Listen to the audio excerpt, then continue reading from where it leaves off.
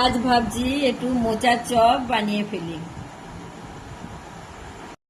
সেদ্ধ করা মোচা, তার সাথে আলু সেদ্ধ অল্প একটা ছোট, আমি যেহেতু ছোট 7-8টা চপ বানাবো সেই পরিমাণ নিয়ে নিয়েছি। একটা আলু সেদ্ধ, অল্প জিরে ভেজে, শুকনো খোলায় ভেজে জিরে গোড়ানো 1/2 টেবিল চামচ, আদা 1/2 টেবিল চামচ, অল্প পোস্ত, শুকনো লঙ্কা ভেজে সেটা ক্র্যাশ করা, আবার বেরেস্তা, পেঁয়াজের একটা বড় মাপের পেঁয়াজ কেটে তার বেরেস্তা, চিনেবাদাম শুকনো খোলায় ভেজে সেটা ক্র্যাশ করা, হলুদ লবণ সমস্ত কিছুটা দিয়ে আলুটা আমি ভালোভাবে মেখে নেব।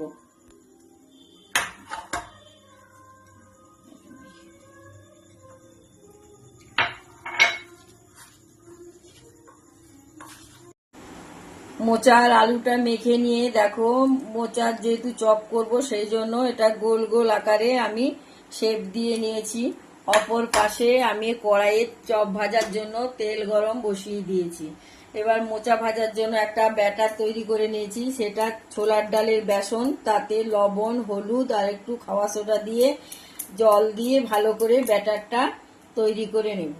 নিয়ে এবার আমি মোচার যে বলগুলো হাতের শেপে দেখো এরম ভাবে করে নিয়ে এবার ছোলার যে বেসন হয় সেটা শুকনোর মধ্যে একটু ভালোভাবে কোট করে নেব। দেখো কোট করে নিচ্ছি। কোট করে নিয়ে এবার ব্যাটারের মধ্যে আমি এটাকে দিয়ে দেব। দিয়ে এবার প্রথমে গ্যাসটাকে হাই ফ্লেমে রেখেছিলাম, এখন আমি লো ফ্লেমে রেখে চপগুলো আমি একটা একটা করে এর মধ্যে দিয়ে দেব।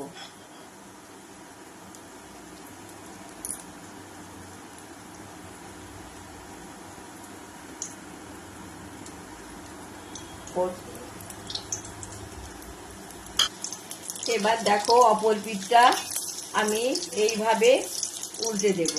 এক পিঠটা হয়ে গিয়েছে সেই জন্য অন্য পিঠটা আমি এইভাবে উল্টে দিচ্ছি। গ্যাসটা কিন্তু লো ফ্লেমেই থাকবে, তবে ভাজা হবে, খেতে টেস্টফুল হবে।